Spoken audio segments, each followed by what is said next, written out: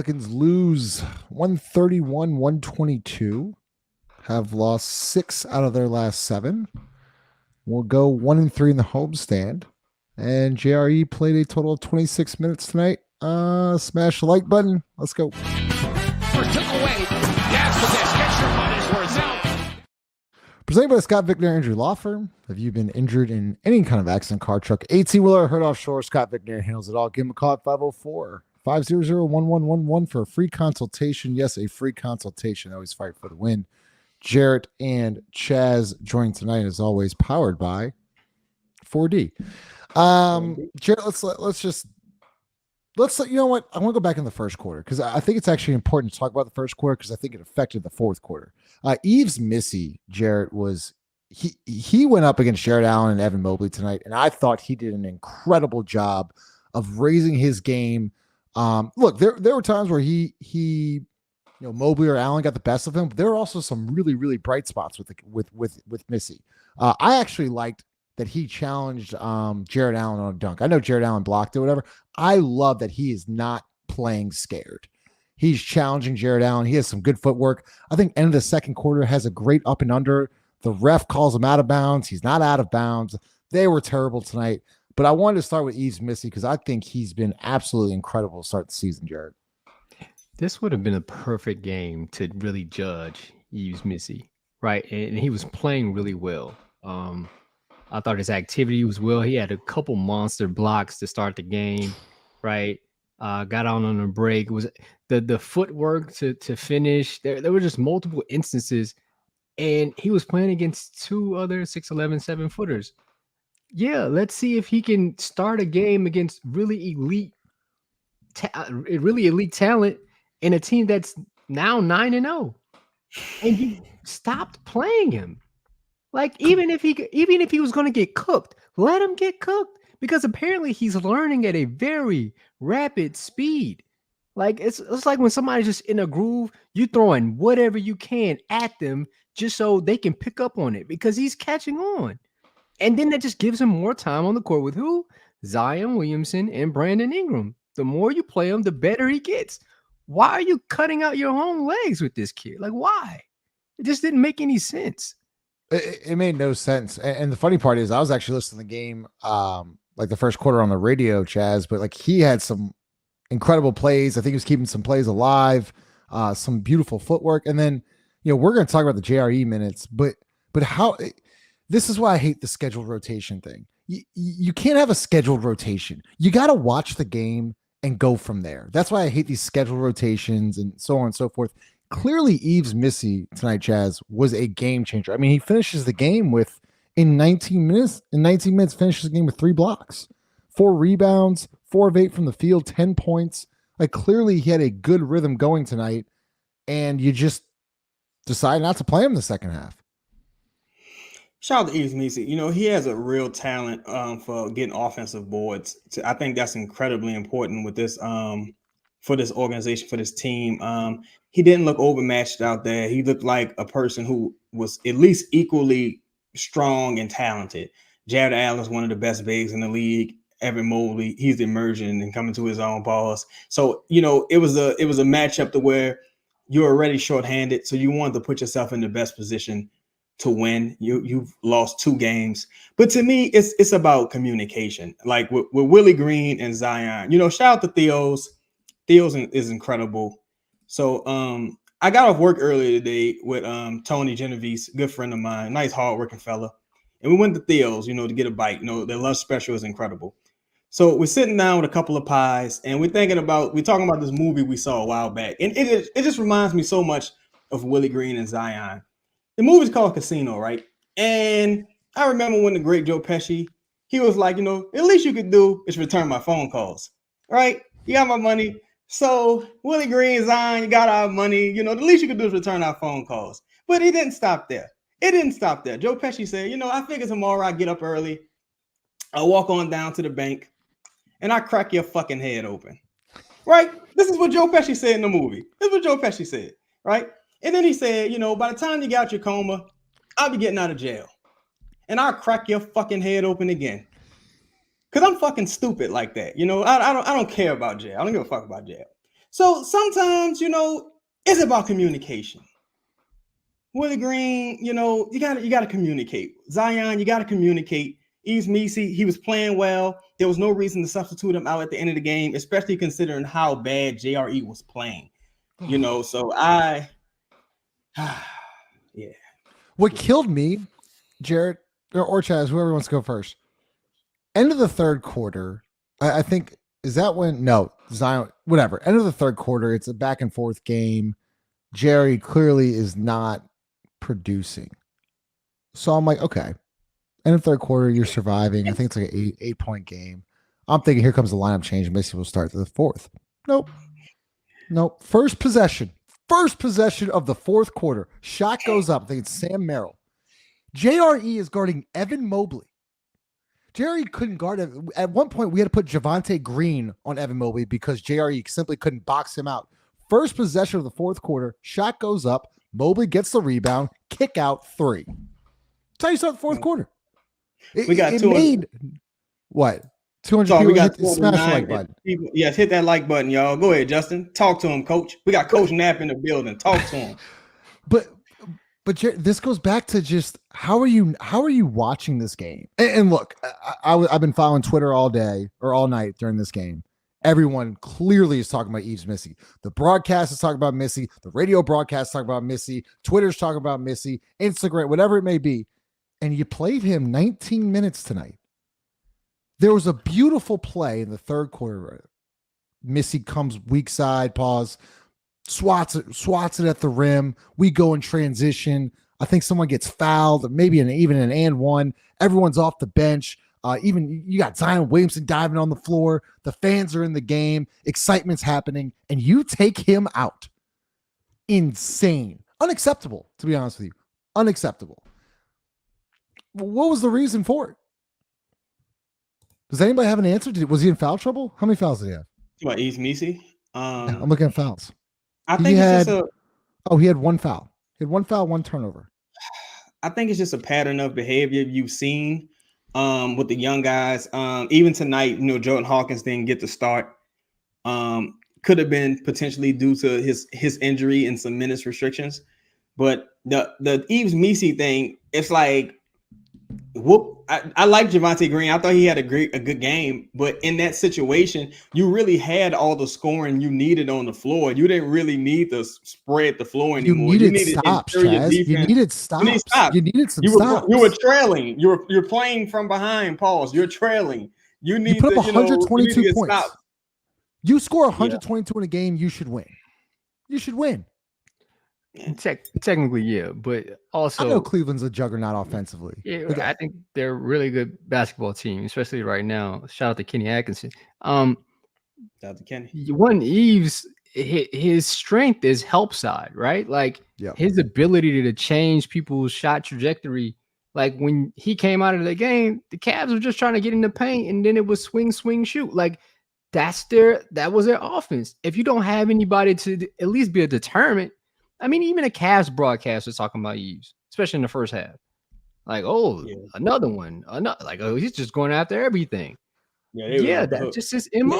And there's stuff in the box score, Jared, that doesn't like account for a stat, but like his activity on both sides, whether it be if he makes a deflection and someone else gets a rebound, technically, like if he tips it out, it's technically Zion's rebound, whatever it may be. He did that multiple times on both ends of the floor. Donovan Mitchell put a move on JRE tonight where JRE literally did a total 180. I mean, he got completely lost. Completely lost. What's going on, Chris? Yeah. It's the same shit over and over again of these scheduled rotations and Willie Green and whoever's doing the substitutions, who don't watch the game. Don't watch the game.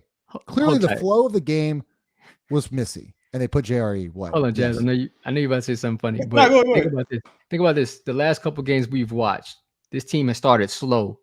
Every time. Every time. And this just goes to the point me and Chaz have been saying. You start out in the negative with Willie Green all the time. And then magically, 15 and others have to save you. Yep. And we're going to talk about number 15 tonight. I thought he was great because someone actually had a really good question about this, Jared. Someone asked me tonight on Twitter. I'm going to look it up tomorrow. What is our plus minus in the third quarter? Because the start of your game and the third quarter are where your adjustments come, right? Your first 5 minutes, where are we at here? Okay, does the game plan? Should we adjust here? And then the third quarter is your main adjustments. Every single time we're blitzing the third quarter. Every single time. And look, you can make the excuses of injuries and so on and so forth, but it's the same stuff. It's the same, just tired of, like, how do you play JRE 26 minutes tonight? 26. When do you think Jerry's the last time you played 26 minutes? OKC, probably. Probably OKC during the tanking years. Yeah. But, man, you was talking about someone has spun JRE pose. Man, JRE did this crazy ass Sidney Dean, white men can't jump, spin pass, and try. I said, yo, take him out the game. Yo, are you insane? Brother. This man, dog. I saw that shit. I said, bro, this dog. See, if you having a good game and you do some wild shit like that, it's like, all right, But in the game you was having to do that, to pull that move out, oh, you tripping. You emboldened. Do you think Jerry played to play fast? Like, was Missy not playing fast enough? Because when JRE was in, we couldn't get into our half court sets fast enough. I mean, that was a problem in the fourth quarter. We not shitting on JRE. JRE shouldn't be playing. Yeah, and this isn't a JR thing. Like, I'm glad you said that, Chaz. Like, he's being put in a situation where, like, Jerry shouldn't be guarding Jared Allen and Evan Mobley. Are you kidding me? It's a mismatch all day. I think a lot of that is the emboldenment from the coaching staff at times. Like, they allowed the green light for anyone. Like, I have never seen this in my life. Like, bro, if you open, then you're probably open for a reason, especially against a really good defensive Cavs team, right? JRE shot a shot. I mean, not to piggyback on him, but that was a transition set. I think it could be considered secondary, right? Zion pushes the ball up to JRE. He is open somewhat, right? I think he's guarded by Evan Mobley, and he shoots a three. And I'm like, you didn't need to take that shot. We could have gotten a better shot. Like, I get you guys want to play fast, but play smart, then play fast, not those in reverse. So I believe it was like in the second half because they were going on the opposite end. Like, it just, the thought process behind this team is the thing that gets on my nerves. It's not necessarily the players, because I think there are players that can, play really well. It's what are you teaching them, and what is the message to everybody and to those individually? Yeah, I can only imagine. Let us know what he says in the post game, but yeah, I can't do it. Jose Alvarado tonight. Oh, sorry, go Chaz. Go ahead. Go ahead. Perfect. I do think, like, Jose Alvarado injures his ankle and shoot around today, but plays through pain. 10 of 14 from the field, 7 of 7 from deep, 27 points, 5 assists, 3 steals. He was fantastic tonight. There nothing but good things to say about Jose. I mean, he was just unbelievable. The pick and roll was one of the things that I thought he was really great with tonight. His decision making at times, his decisiveness of when to shoot, when not to shoot. The connection between him and Brandon paid dividends. Just playing off Brandon when he was drawing to kick out, be ready to shoot, getting to on Jose's spot. The floater was getting down, right? Like knocking down that against guys that are 7 feet, being able to knock that down. Taking guys off the dribble, getting into Jared Allen's chest pause, and being able to finish over length. Like, if Jose, I mean, again, you're not going to make 7 threes every night. No, that's not really a recipe for success. I mean, could be, but whatever. The thought process is not turning the ball over, being a really good catch and shoot shooter, and not being a defensive liability. Like, if Jose just continues to do that at an elite level, like, I can see him playing another 5 to 10 years in the NBA. And the way he was shooting today, I think he's just a gamer. He's just a guy that's gonna give you everything he's got every single night. I think Joel and AD said that. But Chaz, I mean, he goes 7 of 7 from deep. I mean, you still lose by 9. Can he repeat that? Probably not. But yeah, good Jose game. Chaz, let's talk Zion. That was weird. So we were in the group chat. I think Jarrett's been saying this for a long time now. Zion Let me see. I think we have the video here. Hold up. Let me find it. Yep. So here's Zion leaving the game tonight in the second quarter.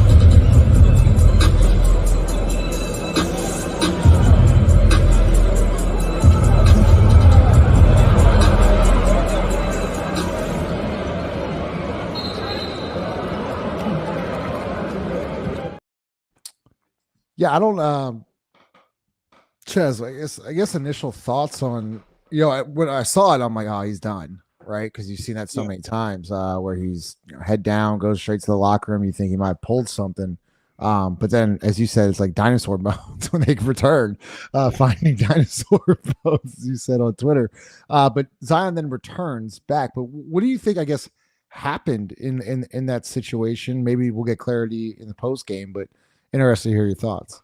Could have been a tightening of the quad. He didn't look like he was favoring his hamstring at all. Didn't seem like he was walking funny. Yeah, it could have been tightening of the quad. Talking about a guy who had 2 major hamstring injuries, so could potentially be dealing with a little PTSD where anything weird happens, you're going to be like, oh shit, not again.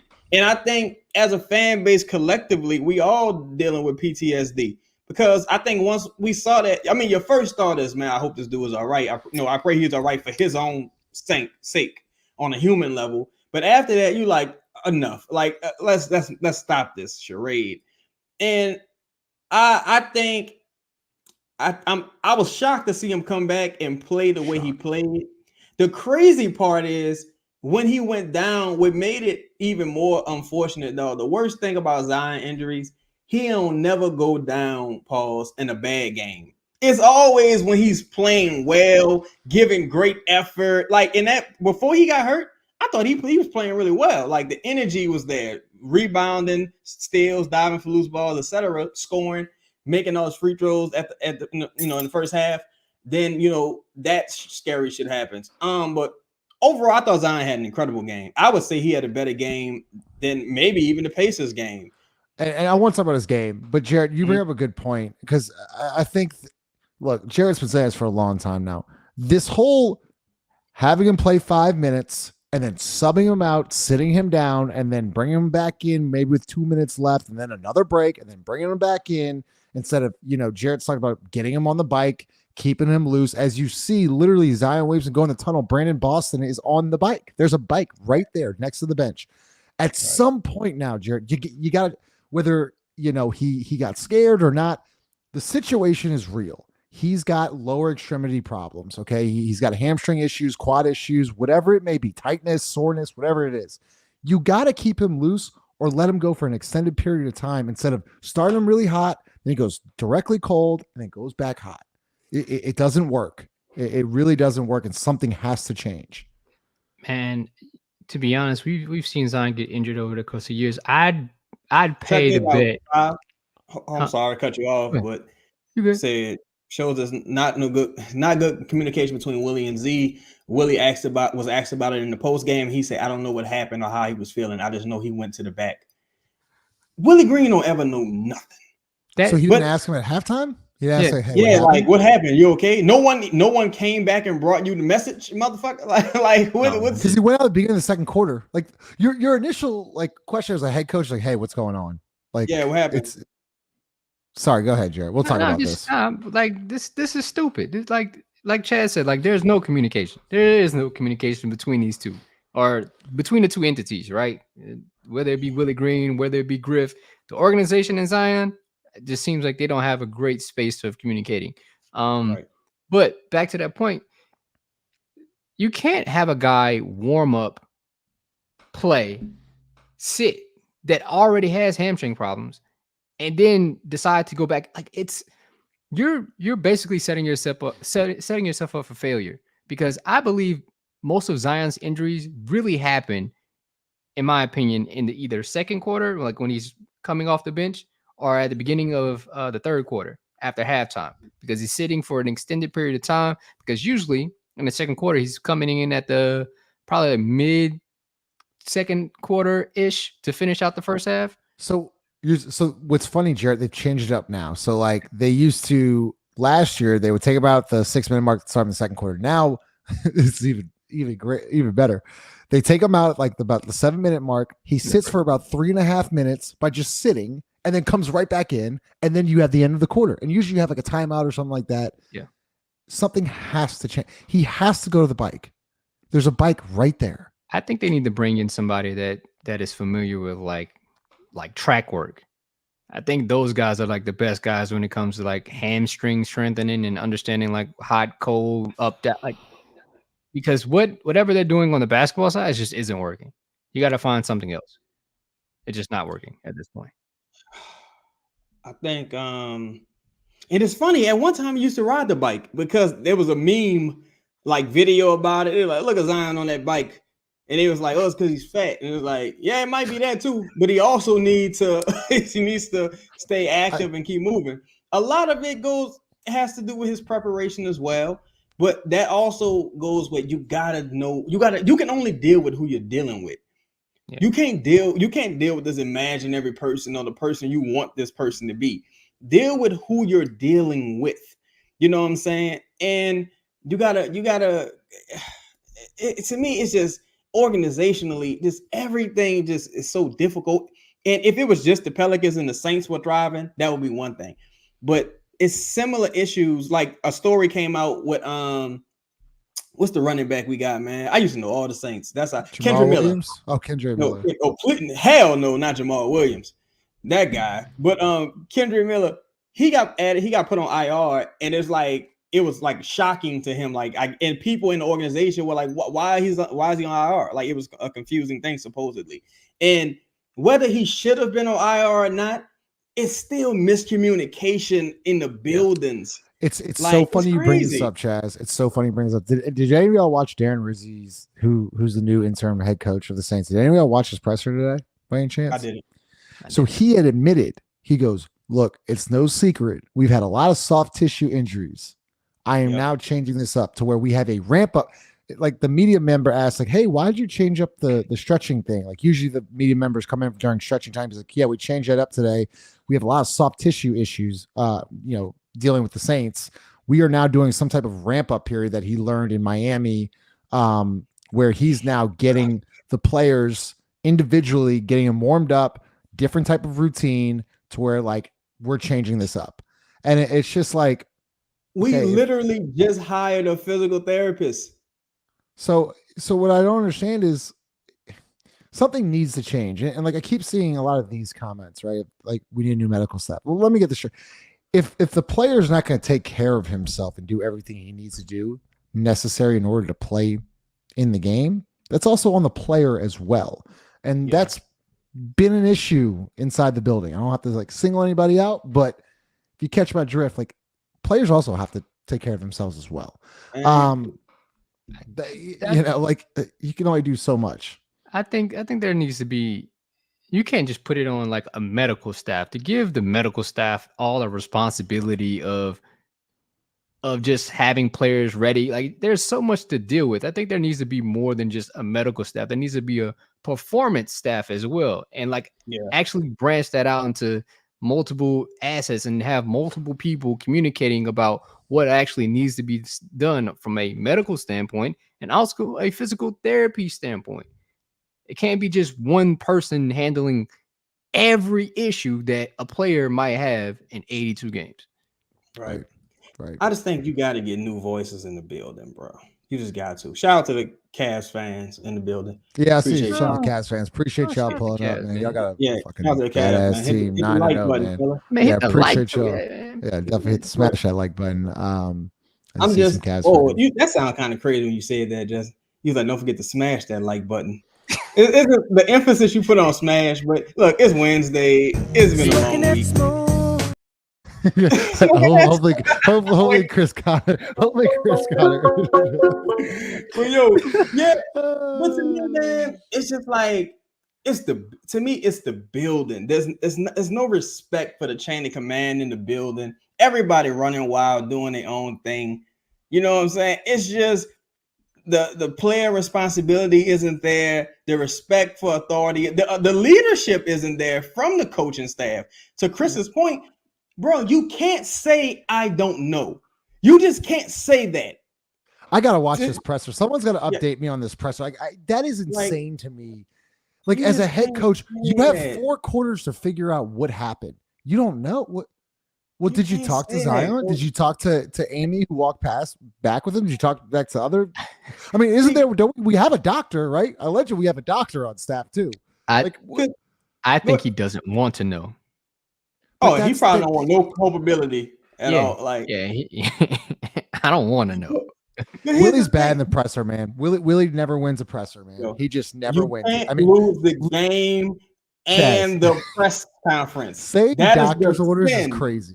We still haven't talked about this. Saying doctor's orders was insane.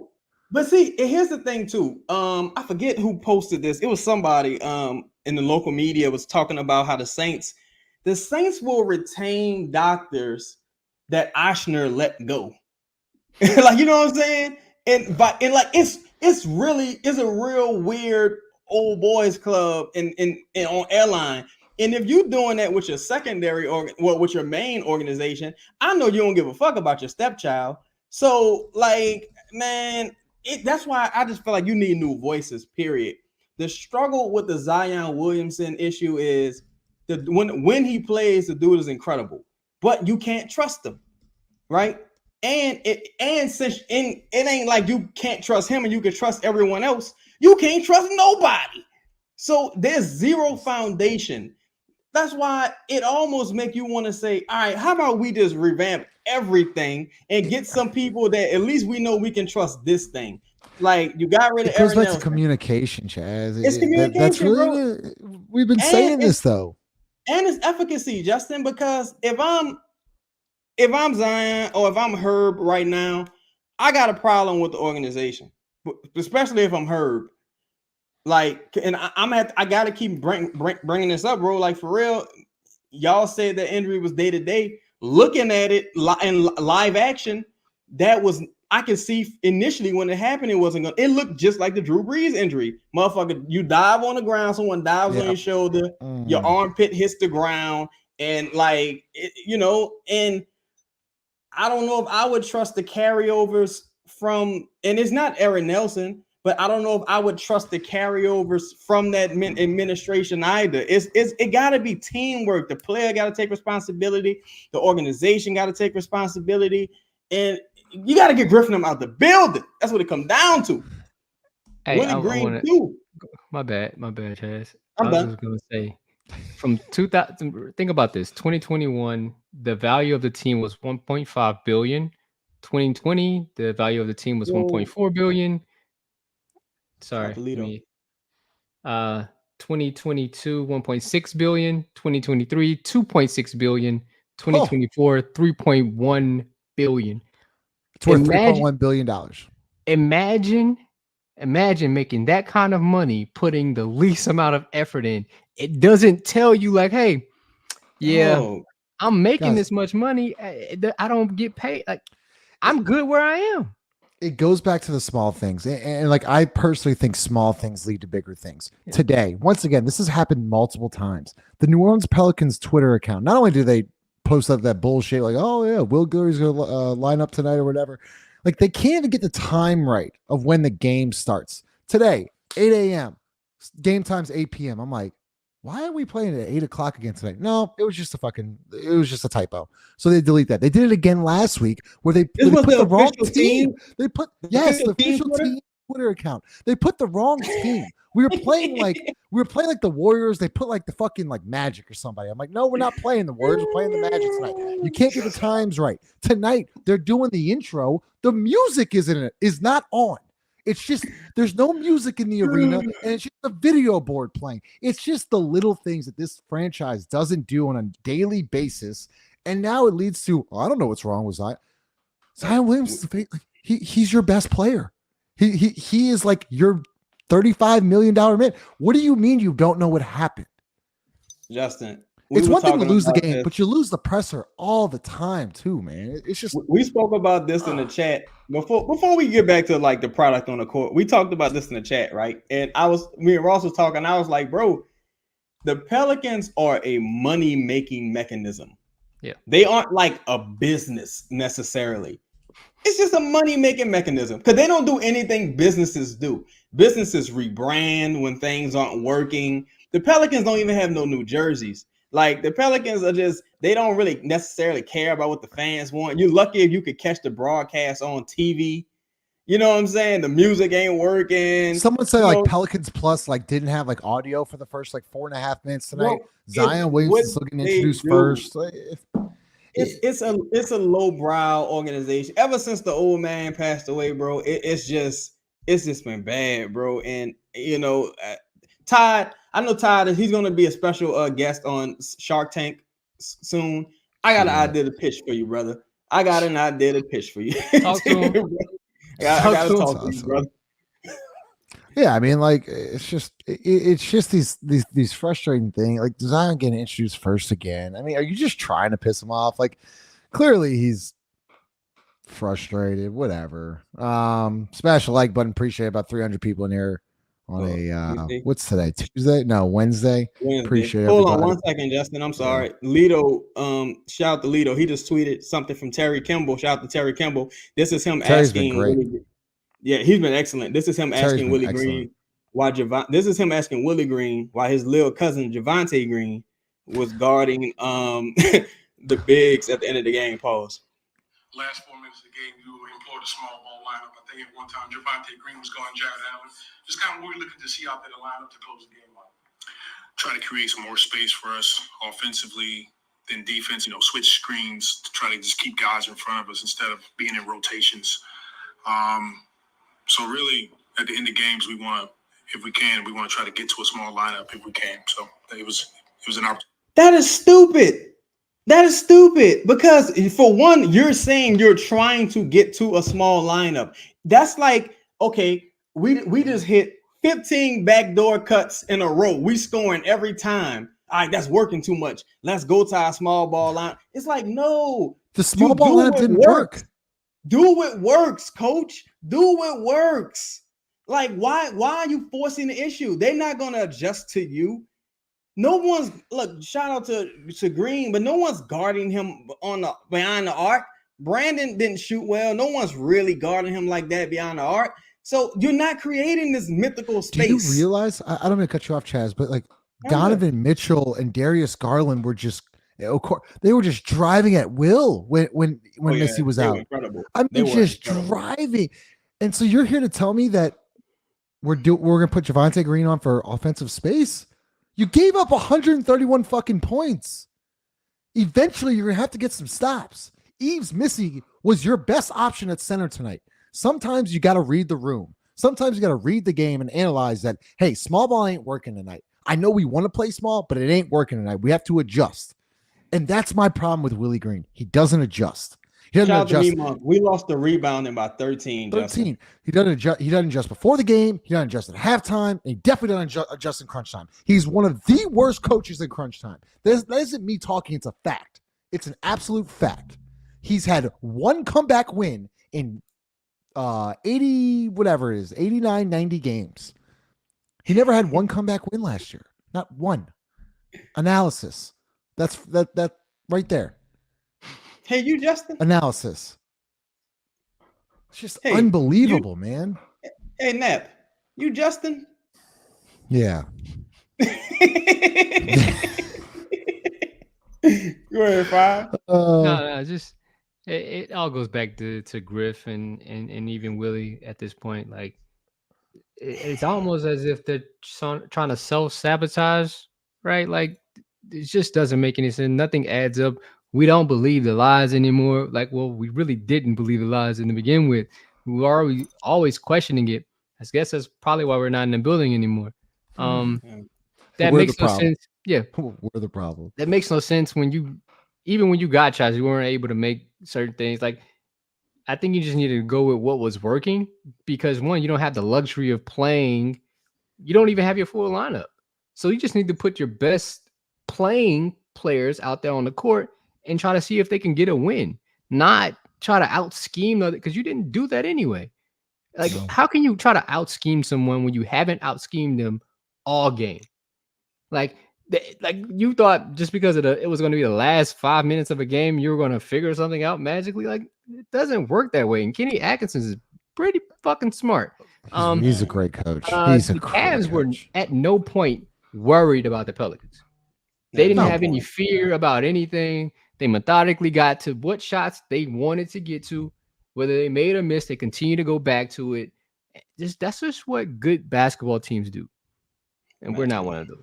So like I kind of understand. I understand your point here, but at the same time, like, do you think the Cavs really gave a shit if JRE was launching corner threes tonight? Like, honestly, do you think they cared? They were probably just like, yeah, just let him shoot. It's just like the Larry Nance thing last year. I mean, when Missoula said that thing about like, yeah, Larry Nance hitting threes, like, yeah, let him shoot. Like, we'll be fine. I understand what you're saying about the space, but like, it's not like Javonte Green's this like knockdown 3-point shooter.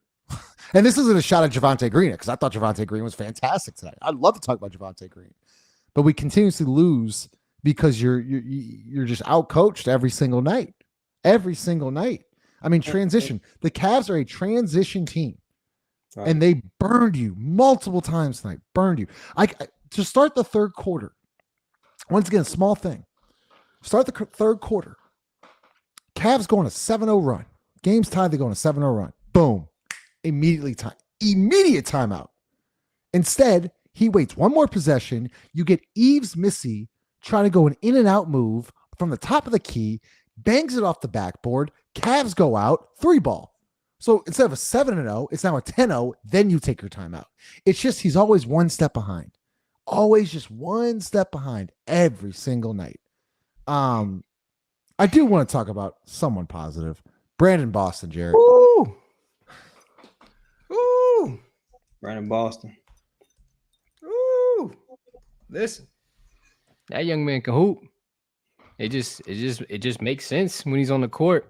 One's a big shot maker, big shot taker, isn't afraid of the moment, wants the basketball. I keep getting back to this because being a guard and wanting the basketball is probably half the battle. Being able to, just at least just handle the ball against pressure. Like he's going against Darius Garland, an elite NBA talent, guard all-star. Donovan Mitchell, all-star.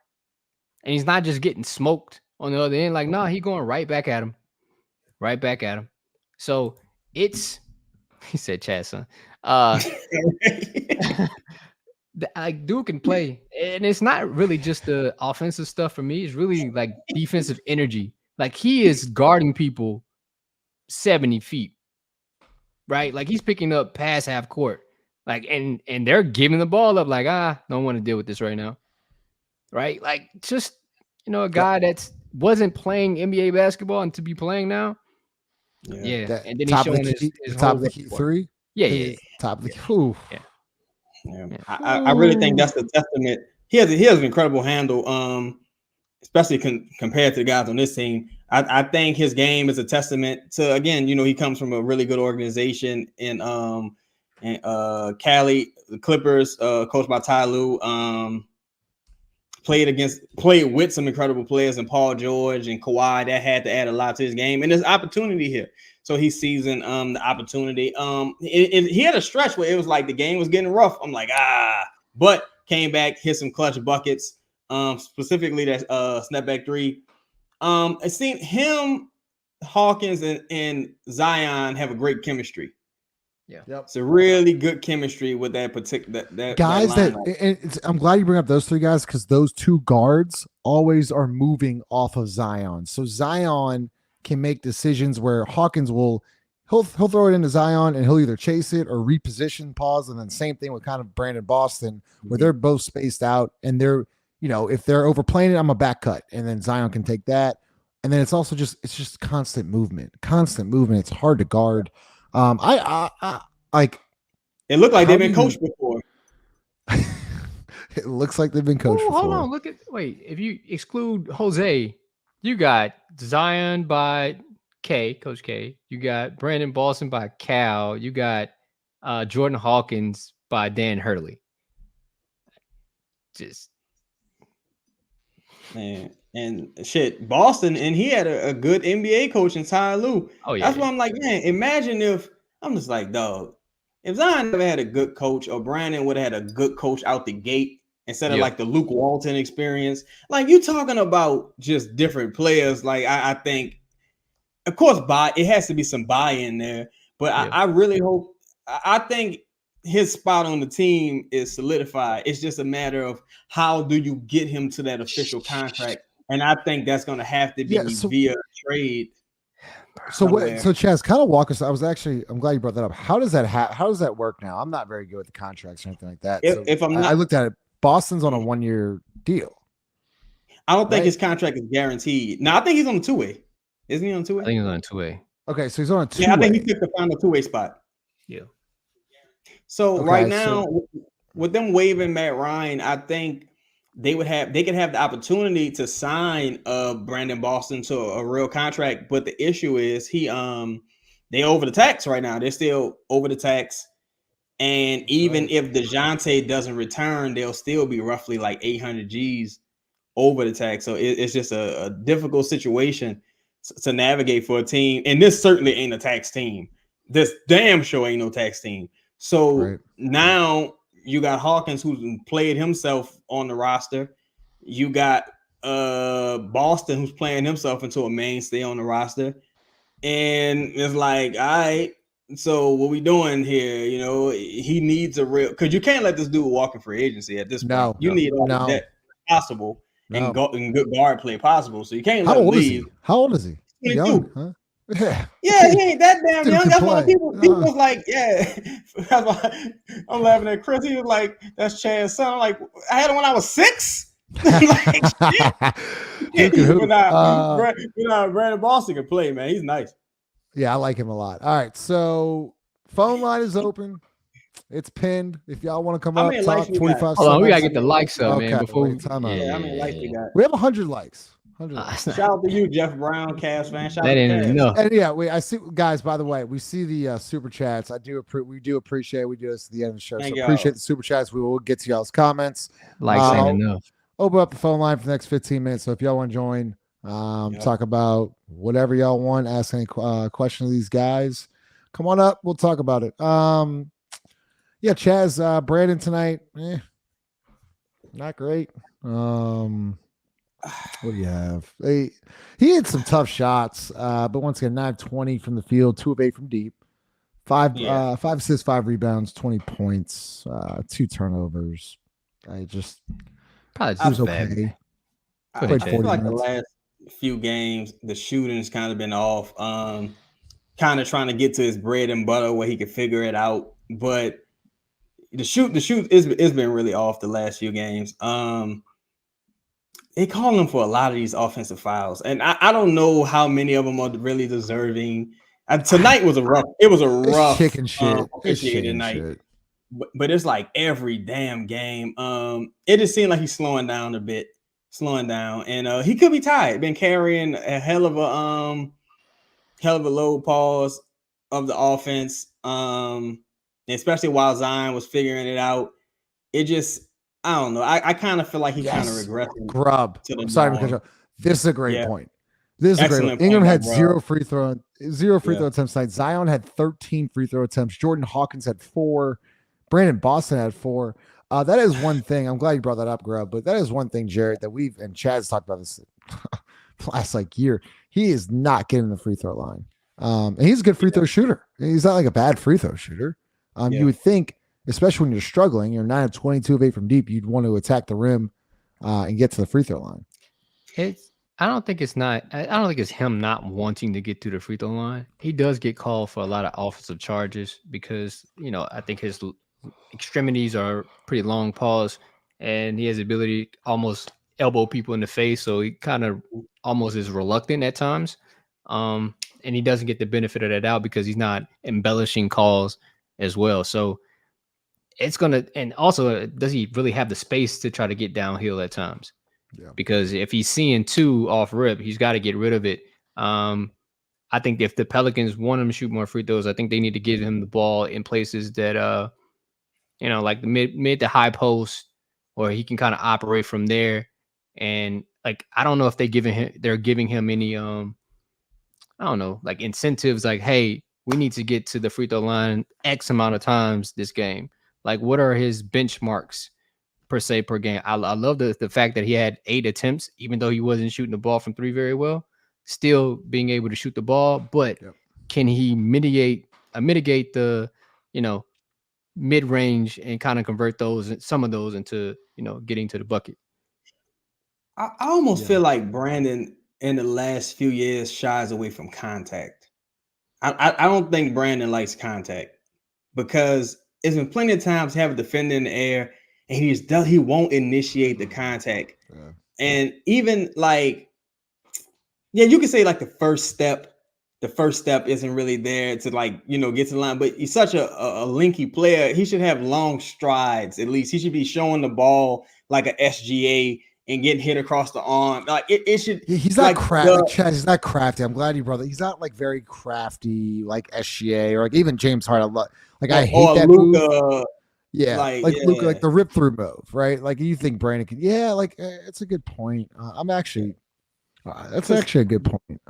Because that's the equalizer with the lack of athleticism. And I'm not saying he's not athletic. I'm saying he's not like a crazy super athlete. He's not like the athlete Javonte Green is or Zion is. He's like a long, linky, slower athlete. So you got to be a bit more crafty. But Luka's very slow, but he's crafty. He's crafty, he's smart. Very in control, uses his steps very efficiently. So Shane, welcome to the show. Bring up Shane here. Got about 45 seconds to a minute. Go ahead, Shane. What's up, man? Welcome to the show. Hey, can you guys hear me? Bro? Yeah, we can hear you, man. Go ahead. All right, so Hawkins been off to a pretty good start to the season. This game, it kind of seemed like he was on a minutes restriction. Do you have any concern that Willie's going to lean into guys like JRE or Javonte when everyone gets healthy? That's a good question. Like over Hawkins? Great question. Yeah, over Hawkins.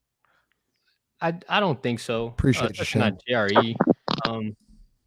Also, Hawkins is in a peculiar situation because he's a guard, right? And if you get everybody back, that's going to be the more damning thing. It's not going to be JRE taking Hawkins minutes. It's more like he's trying to play over DeJounte, CJ, Trey Murphy. Like, there's a lot of guys that need minutes. And he's a guard that's in the melee of the Pelicans. Yeah, I thought were you surprised, Shaz, that Boston started over Hawkins? I wasn't for a couple of reasons. One being the thing Grub just mentioned. Shout out to Grub. Shout out to the Bird Rights. Y'all make sure y'all check them out. Hawkins' minutes have been a revelation on one end, and on the other end, you still see some of those things he struggled with last season. Against, I think it was Okoro tonight. Was it Okoro? No, it was Levert. He just got bullied. But he's the second year. He's a work in progress. Yeah. So he's got to get stronger. And he got to get downhill a bit more. And that's that adds to him being strong. I think he settles for that mid range a little too much, and they're need to kind of remove that from his game. Just go all the way to the rim. He's a pretty good athlete. Better athlete than a lot of people think. That's what also makes him such a strong rebounder. Got to get to the rim. Defensively, it's got to be a little bit better because right now they're losing the Hawkins minutes. You know what I'm saying? And Willie Green is looking for a reason not to play offense first players. So and I'm sure the injury plays a part as well. Yeah, I mean, he's obviously bad through it, but he wasn't good tonight. But look, to start the season, I think he's been just fine. I know defensively he's not great, but once again, we didn't draft him for his defense. It's going to be a work in progress. And nobody been playing good defense. No one has. And I also think it's important that you put Jordan Hawkins in good defensive lineups. That's why one of the best lineups the Pelicans had last year was Jordan Hawkins and Dyson Daniels. Like Dyson Daniels just covered for Jordan Hawkins, and Hawkins could do what he wanted to do. Just some fan questions. So yeah, Shane Z at 29 points, 29 minutes. He looked good tonight. That's the thing. Like when he plays, the team's good. That's why I want him to play. That's why I want him to take care of himself. Do the necessary things when the game is over or before practice or after practice. Take care of your body because you are very important to this team, and the talent that you have is unbelievable. He is an unbelievable basketball player when he is healthy. Like tonight, fourth quarter, I mean, he makes an incredible effort play, dives on the floor, terrible call by the officials, That was, by the way, a momentum killer. Dives on the floor. I think it's fumbled around. Javonte throws it to Brandon Boston. It would have been a dunk. They called it a 24-second violation, in which I thought it was a play on. I thought it was clearly a play on. And then, but Zion was fine tonight. I mean, I'm glad that he actually came back and I guess played through injury. In which does anyone know what happened with Zion? Like, is there an answer to this? Shit, Willie Green don't know. How we gonna know? Did Damn Zion coach go? don't I even don't know. know if Zion did a presser or not, but I'm kind of He interested. said during his conference talking about Yves and saying Willie Green. SJ, did Zion speak about did he speak about his injury any or what he thought happened? The most shout out to Corey. We got Corey in, and I'll comment on Zion after Corey. Whew. Corey, what's up, man? Whoa, what's happening, man? What's up, bro? What's that, Nicole? Man, bro, I don't even know what to say. Like, to an extent, I saw it coming, but then at the same time, I got my hopes up. But I'm gonna just say this: I feel like we need to go ahead, cut the dead weight. Like, what we got Jamal Cain for? What we got JRE for? Why we can't go get Matt Ryan back? We can't go. I feel like we need another center. Like we need somebody to make up for the production that we not getting from JRE. Like Tice cool as a backup. I think Missi should probably be second string, but we clearly need another center. We had a layup line to the basket. We got killed on the boards, and we got killed from three. Yep. Yeah, I mean, and Co, you bring up a good point. Jerry, I'll take off a second here. So appreciate you as always watching and Already joining, man. appreciate So y'all, man. yeah, we're talking about that. Appreciate you, Co. Chaz, Co brings up a good point, and once again, I don't know the contract stuff as well as you do. Did they why did they choose JRE over Matt Ryan? Like, break that down for me, because I'm struggling to understand that. JRE has an official contract. He was given an official contract earlier in the offseason prior to the Matt Ryan thing, prior to them even bringing Matt Ryan back. So why they did, to me, I think they did that because to use JRE as tradable salary, because this team lacks contracts. But thank you for the update, SG. He said it was just precautionary because he said he felt something. Get a second opinion on that too, Zion. But yeah, so I think they made a mistake. Clearly, you need Matt Ryan more than JRE. It ain't like JRE giving you rebounding and defense. He's not giving you anything. He doesn't give you shooting. Like that was my thing. And now it's too late. Matt Ryan went to New York. But again, like, I don't know if this was like a decision that they made, Chaz, where it's like, okay, we have to take JRE because we gave him a contract. But I vividly remember you saying in the offseason, like, why are we giving JRE this contract? It pissed me off at the time. It really pissed me off at the time. And I know how Willie Green was and how he is and how Monty was. And I know how this team is weird with relationships, because it's JRE this year's Larry Nance, Garrett Temple. He's more Garrett Temple than Larry Nance, honestly. Yes, because at least Larry Nance was giving you a little bit of something. He paused. He was just kind of, at the end of his Larry, his career is about over for Larry Nance, but Jerry don't give you nothing, dog. Like, he don't look like he belongs. This is my thing, Ryan. Like, Ryan, you're saying Matt Ryan is a defensive liability, but he's also a guy who can shoot 44%, and we literally talk about space. You want to talk about small ball in space. Well, like, this team is riddled with injuries. Like, Matt Ryan would have made a difference in this game tonight. In my opinion, I think Matt Ryan would have made a huge difference in this game tonight for his 3-point shooting and giving space to Zion.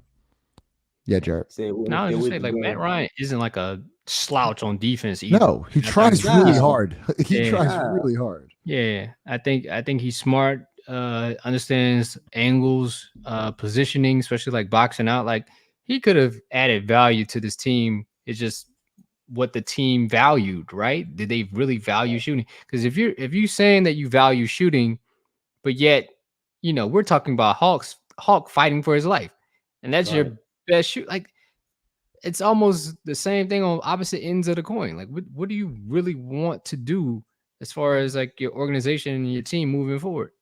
Yeah. Let's bring David up to the show. David, What up, Dave? Always, always here. What's What's up, up, David? Dave? Go ahead, man. Man, as somebody who recently turned 21, man, Happy I birthday. think I need to watch these Pelican games with 40 in my hand because I'm just tired of it, man. Tired of Willie. I'm tired of this team playing the same way with no identity. And my question David, is, let me ask. Go ahead. I was going to ask you, what do you think our identity is, if we have one? nothing. You just run up the floor. Figure it out. That little ass pick and roll. With a little angle P&R. What's your question? Go ahead. My question is, y'all think Willie Green gets fired mid-season? Like Mid-season? I think Yeah, that's late. I think that's too late. It might. It might. Appreciate you, David. Thanks for always watching, man. Let's talk Appreciate about you, this. Dave. Appreciate you, David. Hey, Go hold ahead, on. Fi. No, I'm about to say, I gotta shout out some people. Shout out to my dog Lance. I met homie at Target. It'd be weird sometimes when you meet people at first. They be like, 5? And I'd be like, man, where you know me from? And he's like, man, I watch Right, 5. right, Like, right, oh, all right. right, all Yeah, right, bet. Yeah. Shout out to my dog Lance, man. It was super cool, bro. I had my kids with me. Yeah, super cool dude. Just want to shout That's out cool. people that I meet. Do you think the injury saves? So back to David's question, like, do you think the injuries save Willie Green? Man, he's had injuries. You know, this team has been littered with injuries. At some point, you have to evaluate the coach. I mean, did Stan Van Gundy have injuries? You can say yes. He's dealt with injuries. He had to deal with COVID. Yeah, COVID. Like, yeah, shit. COVID. So at some point, everybody got to deal with some injuries. I mean, look at Taylor Jenkins in Memphis. He's dealt with injuries. They're talking about firing him too. Like, hey, bro, that's just the game. If you're not, producing the way you're supposed to be producing, what coach wouldn't want this level of talent on their team? I know we kind of go back and forth with it, but it's something has to lie at his feet if you're Willie Green. Like something. This is like you're the cause of something that's going wrong here. Yeah. Like, are you going to fix it? Are you trying to fix it? If not, like, he got to be moved too. We can make the injury excuse all you want, but I just watched the Golden State Warriors without Steph Curry and all that stuff beat the ever-loving shit out of you because they play the same way every single time. It doesn't matter who's in the lineup or not. It does matter for the Pelicans because they don't play the same way. DeJounte Murray clearly goes out. I sometimes forget we have DeJounte Murray. Like, I really sometimes forget that, like, he only played one game. And I hope for a speedy recovery because this team desperately needs him. But it's the consistency of this team and how they play.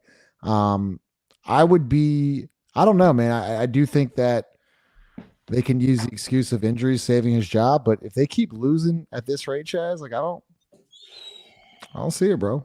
I really don't see it. But I'm going to get Just Davis on here. What's up, man? Well, what's good? Welcome to the show. Go ahead, man. So I specifically want to speak only on Willie Green. All right.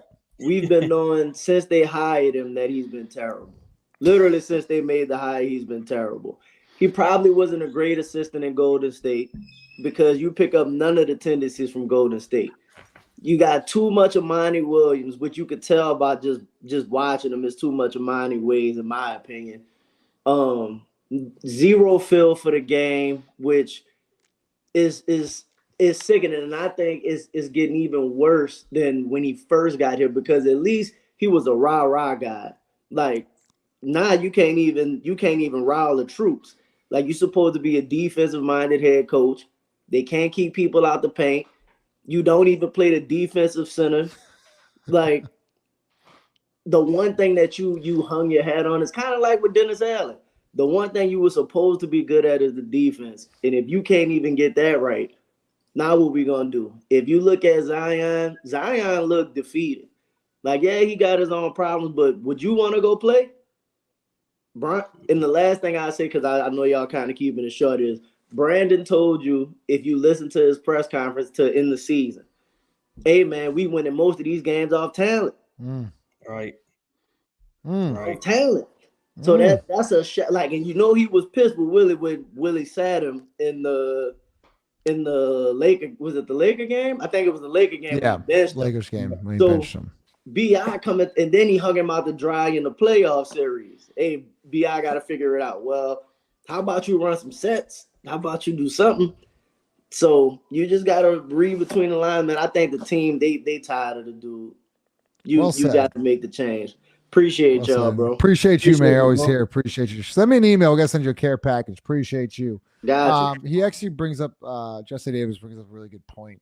That was the thing with Dennis Allen, right? Like, okay, like we understand you're not a big offensive guy, but like we could pencil you in, your defense is going to show up. Well, Dennis Allen's defense stopped showing up. So now you're not a good offensive coach, and now you're not really a good defensive coach. Well, again, tonight, you gave up 131. How much you give up to Atlanta? 120 something. How much you give up to Indiana and so on and so forth. Like, the defense ain't playing well. I don't care who you got or not. They ain't playing well. So, like, what you hang your hat on is defense. I got to look at the numbers, but, like, I don't think they're a very good defensive team. We all know they can't rebound. Offensive rebounds get crushed every single night. You lose the rebound battle every single night. Jarrett, you and I talk about this all the time. Rebounding, I think, is one of the most important things that is not talked about. You have to rebound the basketball. They don't do it. This is the stat right here. Shout out to Wahab and David Grubb, another great stat as well. Shout out to Wahab. You're giving up 118, conceding on 40, nearly 50. That's just rounded up 50% shooting. 118. Wahab, I'm wondering what like that those ranks are. Boo Cruz, that guy. Do your job here. Where are we at defensively? Yo, let me think about this. Remember, I said if Herb Jones wasn't on the team, what would this defense actually look like? And I know Herb to start the year off playing well, especially even defensively guarding even the guy who was in front of him. But I thought he did a lot more than what people give him credit for. So, what does it look like? What are we seeing? Yeah, those years of top 10 defensive efficiencies, I think they lie at someone else's feet, not Willie Green's. So and JV wasn't awful defensively like people make him. JV was not awful how people make him. People hung up on that Suns series, but JV was serviceable. He was serviceable. Trev, welcome to the show. Can you hear us? Yeah, can y'all hear me? Yeah. Yep. Yeah. All right, man. Like you sound a little upset. You doing all right? It's tough. It's been a tough week, man. Tough week. It's been a real tough week. What's going on? Y'all remember when I called in and I said there was gonna be the bombs? Pew, pew, pew. Didn't half of them hit already? Half of them hit. Oh shit! 6 out of 7. 1-3 on the homestand. No, half the building hit. You hear me? Like okay. So half the building hit. So the Saints side hit. Waiting on Willie. The Pelican side didn't hit yet. It's gonna hit. Zion's a softie. Sorry to tell you. I work close to him, but that boy a softie. That's all I gotta say. Okay. Trev. Shout out to Trev. All right, Trev. Mose, what's going on, man? Shout out to that boy Gucci. Hey, man. The game is what's going on, man. One of the issues I see, man, besides Willie Green just stinks, right? So it don't make any sense to even talk about that dude anymore, right? The offense, man, they don't get into the offense till 18 seconds into the shot clock. I mean, that's one of the biggest things, man. They don't play with any pace, and there's no movement, right? I mean, everybody's just standing around while the ball is on the strong side of the court, the weak side, nothing's happening. Everybody just standing around. It's the same little funky sets to try to. Okay, it's Brandon turn. Okay, now it's Z turn. Okay, now at least they was trying to do some pin downs when Hawkins in the game, but for the most part, man, the offense sucks, and defensively they can't keep anybody in front of them at all. I mean, you got to be able to contain the ball, right? And they can't contain the ball, man. They always in rotation because the guard get beat every time. And then you got Zion, he's walking around the court. Every now and then he'll give a little effort on defense, but it's not a consistent thing. Same thing with Brandon. You're catching ball watching, and get back cut all the time, and then they're out of position to rebound. And then, man, GRE, man, Jesus Christ. I'm watching the game, and I'm saying to myself, why the hell Missi's not in the game? Missi's dominating the first quarter of the game. He goes out, he doesn't come back until like 5 minutes into the second quarter. I'm like, what are they doing? I mean, sometimes I don't know, man. Sometimes I think Willie is a functional illiterate. I mean, I really do believe that, man. He's a good dude and everything, man. But he's like a pretty girl with bad breath or something. Something just ain't right with him, man.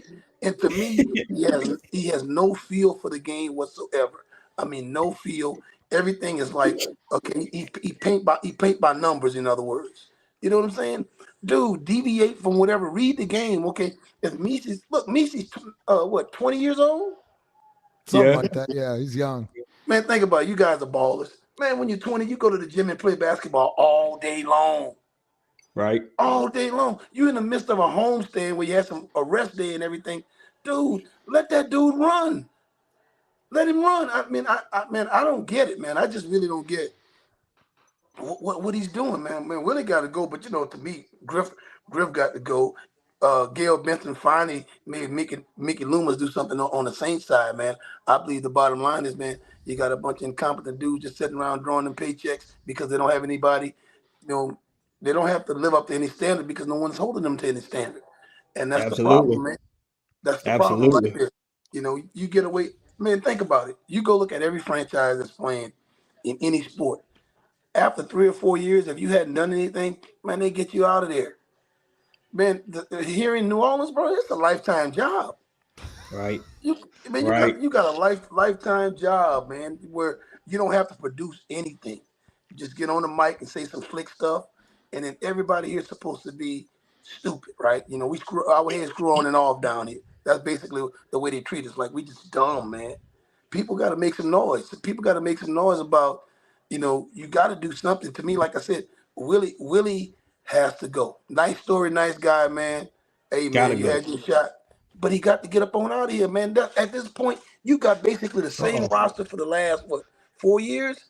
And you have no flow, no continuity to what you're doing on offense at all? At all. At all? Everybody's looking towards you. I mean, man, look, if you got a good guard, hey, look, man, we coming down, we getting into our actions. I don't have to look to you to get something going. The NBA ain't nothing but pick and roll any damn way. Hurry up and go run and get in the pick and roll, man. Let's go. Incredible. That was very well said, well thought out. Absolutely. I mean, the chat is going crazy right now. You need to call in more, Mose. Call in more. Yeah, we got to hear from you one more more thing often, before I brother. let y'all go, man. Back in the Toledo day, there used special. to be, One more thing. I'm an older guy, so back in the day, there used to be a show I used to watch when I was a kid called Hogan's Hero, and it was a German show, and they had to do Colonel Klink, and every time they asked him something, what was going on, he said, "I know nothing." That's what Willie reminded me of. He don't know nothing. Ask him a question. I know nothing. Where's Zion? He said, "Oh, he went to the shit." Something, man. Say something. Man, yeah. I think we got a fan of the week early on. I think this is the fan of the week right now. Mose, appreciate you. Do y'all thing, man. Be cool. Thank you, Mose, for calling in. Wow, that was impressive. He not one lie. I agree with everything he said. I just, and that's why it's like it's a symptom of every problem the Pelicans have. They didn't inherit. You know what I'm saying? It was created while I was here. Again, Willie Green is here because Brandon and Josh Hart didn't want to play for Stan Van Gundy, right? And if y'all remember y'all remember that presser when Stan Van Gundy got fired, how Griffin was crying and like he literally was crying, literally, right? Yep. Literally, yep. Like so. Whatever vision they had, that fucked it up. Zion being irresponsible, that vision got fucked up. But I don't care what's wrong with your vision or what fucked it up. Jerry shouldn't be playing a motherfucking 20+ minutes, no game. Like that shouldn't happen. That can't happen. As far as the offense, look, you got two like Shane. I don't know if Zion likes Stan. Honestly, I don't care who likes Stan, to be honest, Shane. I don't know if he liked them, but it didn't matter because Stan was holding these motherfuckers accountable, and you got to set a standard, man. You got to start somewhere, right? You got to start somewhere, and that's the standard you start with. And again, Willie Green he just so aloof and goofy. Like It's awful, it's one bro. thing to lose the game, but you always lose the press conference. You too. always like lose the press conference. Like Just he's always. terrible. He's awful. It's just hard to watch. It's hard to watch. Let's get some super chats. Appreciate one that called in, man. That was awesome. Appreciate all y'all. Still 260 people in here. Smash the like button always helps out. Appreciate the super chat. How many more losses gets Willie Green fired, Jared? How many more losses? So they're 3-6. Is that right? 3-6. Listen, Yeah, 3-6. Yeah. Like my man Mose just said, Mose. Shout out Mose.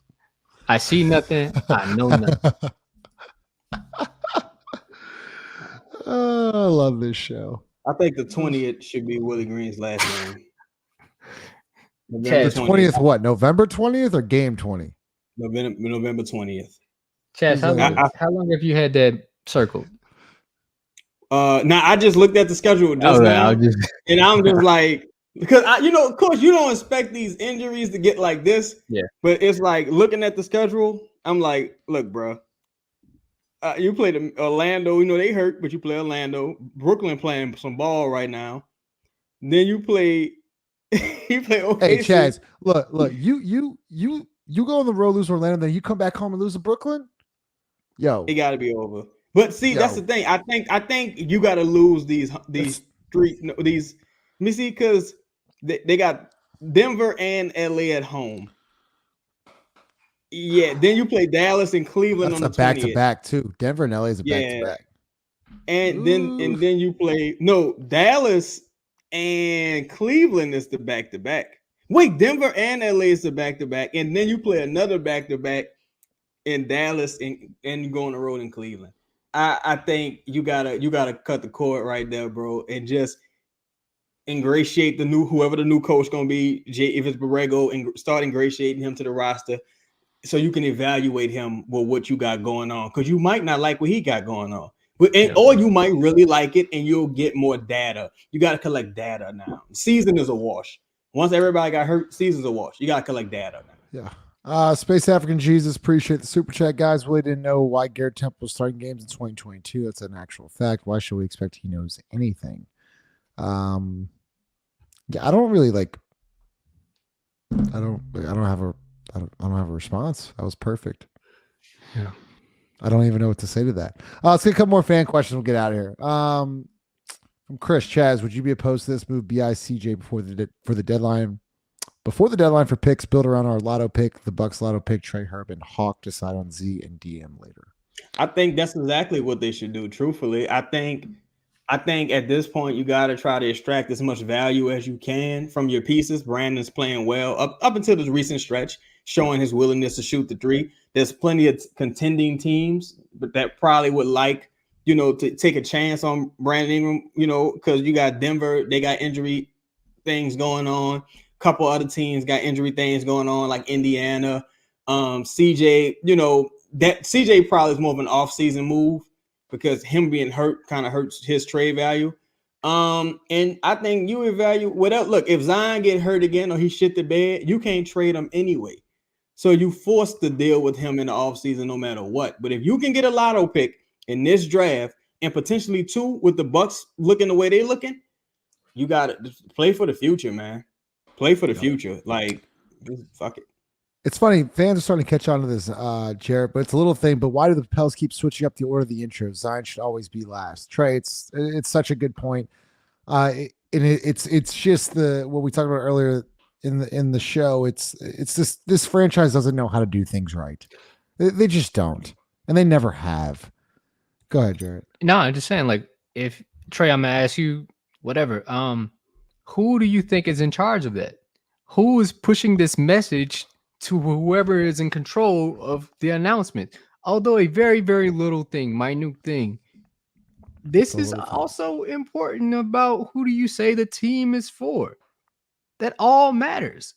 But yet, But Jarrett, like, I know we say it's a little thing, but it's not like little things add up to big things. Like, once again, it goes back to the tweet I get today. The game starts at 8. No, it starts at fucking 7. Like, this isn't hard. Like, I think that's insane to me that you can't get the time and the team right. You fucked up twice now. Like, that's your job. Just get the team and the time right. Like, you don't have music on the intros. Your seats are ripped up inside the stadium. You know, your post game doesn't have audio matching. Your cameras suck. The backdrop sucks. It's wrinkled. There's just so many different things that like just annoy me about this franchise. It's so half-assed. I hate half-assed things. And then you have the audacity to raise ticket prices. Justin, you call it half-assed. They call it good business. They make. Yeah, it's a money-making mechanism. But it's a slap in the fan's face and the paying customer. I keep saying this. Like, I truly believe it's a slap in our face. And you should take it personally. Like, you should have a voice. You should say something. I know we're loud. I know sometimes we're a little, you know, off the cuff and whatever. But, like, we do care about the franchise. We do want to see the team win. Like, we're the only group that's ever done this. SJ. What? Breaking news from SJ. Say Zion telling the media that hopefully Willie has a plan to increase the minutes restriction for Yves because he is a rookie. Okay, I think I understand the context in which he's saying this.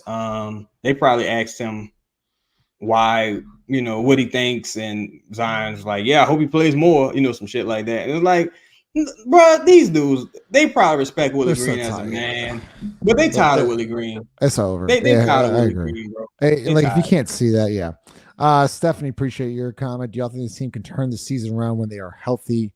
I think Herb, as Shaz said, I think it's a little more serious. DeJounte's still like 4.5 weeks out. And has not played with Brandon and Zion at the same time. So that's a thing. Trey Murphy should be coming back soon. I think Christian reported that today, maybe like a week or so. Who else am I missing? Hawkins is going to be dealing with those back issues, I think, for a while if he's not going to get any time CJ got a domino. CJ's got the domino. Like, I mean, when do they get healthy, Stephanie? I don't know when they get healthy.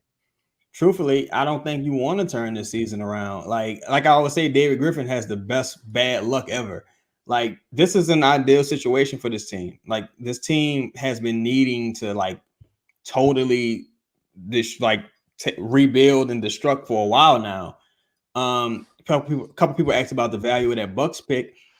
I think if you feel like the Bucks probably ain't gonna get no top. The Pelicans pick with the Bucks is only protected 1 through 4, so you can gamble on that, or you can try to move that portion of the protection now. But 5 through 30, if I'm not mistaken, goes to the Nets. So if you want to say fuck it, here go, take this Bucks first and something else for Kessler, another first for Kessler. That's our starting center of the future. It's going to be a two-headed dragon with Kessler and Missi moving forward. If you want to do that, cool. But I don't think you should do no middle of the pack trades, like go get Brook Lopez, because you just wasting. Go get Josh Richardson. Like, no one talks about the Josh Richardson trade, which was just awful. What they give Josh? We give 4 second rounders and Devontae. 4 second rounders and Devontae. Devontae, as Chaz was saying, was movable salary, and you did it for Josh Richardson. 15 million, 9 and 12. I think 12 was non-guaranteed. And he played 20-something games. I think he like would he hit Josh Giddey in the balls and like got like a flagrant foul in that playing game and then lost, and that was that.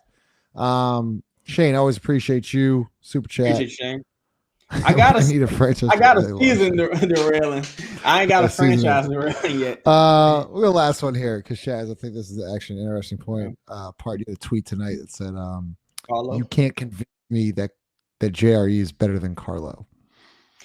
Significantly better. Significantly better. At this point, look, Carlo, another guy, you gave him a real contract. You got draft capital invested into him. You've invested into him being an overseas player. He's been in your minor league program. Run him out there. This is the time you evaluate. You know what JRE is. You know what I'm saying? You got to run. And Carlo plays with he's a lot of athleticism. Showed to have. He might have a little bullshit jumper. We don't know. We got to see it. I got to see him when the rounds are live. There's no reason not to play him at this juncture, especially while you looking as bad as you looking. Yeah. Well, go ahead. Go ahead, Jared. No, I was gonna say if JRE is the one you're trying to move, like almost like a bundle deal, trying to move to, you're doing yourself a disservice because he's not playing well. if somebody wanted JRE in a throw-in deal, like they were going to take him anyway. It didn't really matter how well he played or not. Okay. Yeah. Just you might as well get some data on Carlo playing against real NBA players at real speed, even when you're not going to win anyway. Right. Yep. Well, appreciate everybody. Hour and 20. Appreciate y'all. Special like button. Appreciate y'all. We will be back live Friday. They play the Magic, and then we'll have the Sunday night show for y'all. As always, appreciate all the sponsors: Standard Mortgage, Sunshine, John Deere, DraftKings, Scott Vicknair, Theo's, obviously, and 4D. We will see y'all on Friday. Pelicans once again lose 131-122 and fall to 3-6 on the year. See y'all later. Peace.